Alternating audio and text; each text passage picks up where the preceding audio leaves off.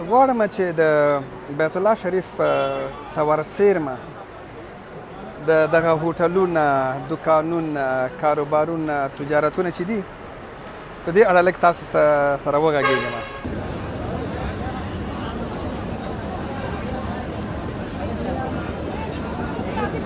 ښه، سلامونه جوړ تازه. د حرم شریف کې د ماسپښین لمانځه وروسته تاسو خلک ګورئ، یوه ډله خلک هاخوا ته روانه او یوه ډله خلک دې خوا ته. دا د حرم شریف په احاطې کې دوکانونه او بازارونه دي او ودانۍ دي، هوټلونه. اکثریت دغه ودانۍ چې ګورئ دا 15 ستوریز هوټلونه دي او قیمت بها عصري تعمیرونه دي چې عمرې ته او حج ته راتلونکي خلک پکې اوسېږي او شپې ورځې تېروي او حرم ته ډېر نږدې وي تګ راتګ. ځکه دلته چې زه ولاړ یم هغه برجونه د حرم دي او دا هوټلونه دي. خو د دې ورهاخوا هم ودانۍ شته، هوټلونه شته، بازارونه شته چې خلک ورته په پښو راځي. ځکه یوې منطقې پورې ټکسیو ته اجازه شته، بیا ډېر چې ته حرم ته نږدې کېږي ټکسیو ته اجازه نشته. په دې وخت کې، په دې سیزن کې، یعنې د عمرې په وخت کې، د حج په وخت کې، د حج په وخت کې خو زه نه یم راغلی، زه په عمرې ته راغلم. دلته چې تاسو راشئ تاسو واقعا د اسلام د تنوع هغه رښتینی انځور ګورئ، په دې معنا چې د هر قوم، د هرې سیمې، د هر رنګ، د هر نژاد، د هرې جغرافیې، د هر هیواد، د هر رنګ، د یعنی بېلابېل ډول قومونه او انسانان تاسو ګورئ چې راځي او د یو هدف لپاره راځي چې هغه د الله د کور زیارت او عبادت دی. نو دلته تاسو رښتیا هغه د اسلام هغه د تنوع هغه حقیقي تصویر لیدلی شئ. بیا جالبه دا ده چې تاسو لږ د حرم د احاطې د ساحې نه چې ووځئ، دوکانونه دي او د سړک په غاړه سودا خرڅېږي، لکه کټ مټ زموږ د وطن په څېر. تاسو ګورئ دا د سړک غاړه کې دغسې وسایل خرڅېږي. د دې نه ورهاخوا هغه سیمه چې ده نو تاسو پکې دغسې خلک ګورئ چې د سړک غاړه کې ناست دي، دوکانونه لري، سیار دوکانونه به ورته وایم. او ځای هم پکې داسې چې سوالګر هم وینئ تاسې. دا وګوره دا ماشوم دی، معیوب دی، سوال کوي. او که څه هم د سعودي حکومت په دې برخه کې ډېر جدي دی، د سوالګر نه پرېږدي. او اکثریت سوالګران هم چې ما ولیدل، البته چې ما ولیدل، ځکه زه عمومي ارقام نشم ورکولی، احصایه مې نه ده کړې چې زه وایم چې اکثرت. خو هغه کم سوالګر چې ما ولیدل هغه هم د پنجاب، پاکستان، اردو ژبې دي او پاکستانیان او پنجابیان دي.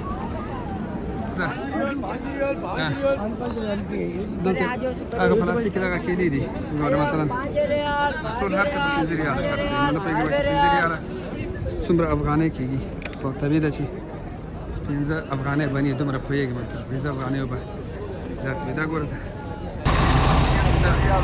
دې ځای نه دا بازار کې کېږي. دا پلاستیکر کې ګوره صرف کارتونه خرڅېږي. دا دلته ښځې دوکانداریانې کوي، هغسې حجاب ولري. هاخوا ته وګورئ، دا هماغسې دوکانونه، هماغسې بازارونه. دا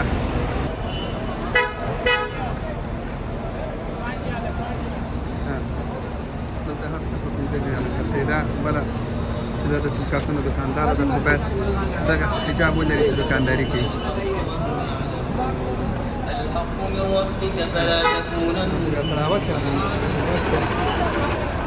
دا وګوره، دا ساعتونه د سړک غاړه کې اچولي دي. دا ګوره هاخوا ته هغه چیغې وهي، لیلام لیلام. دا دلته لباسونه خرڅېږي. دا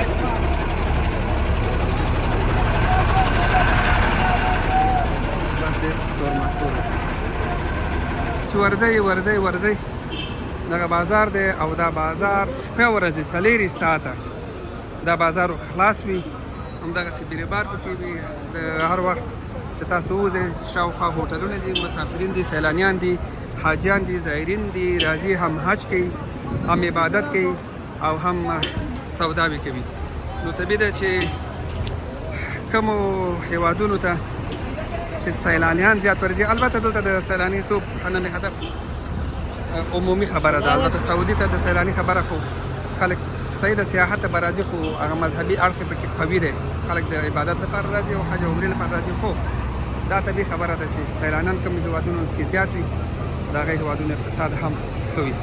او علت هم دا ده چې هر سیلاني راځي د خپل هیواد نه پیسې راوړي او ستا په وطن کې مصرفوي بېرته خارج یې وځي. نو د سعودي قصه هم همدغه ده. هرحال بس تلمه راتلمه په دې لارې باندې ما غوښتل چې دغه خپله دغه مشاهده خپل مشاهدات خپل د سترګو لیدلی حال هم تاسو سره بیان کړم او د مکې د ښار د په یوې بلې برخې مو هم خبر کړم چې دلته ژوند دا رنګ هم لري او دلته داسې ژوند هم لري. مننه.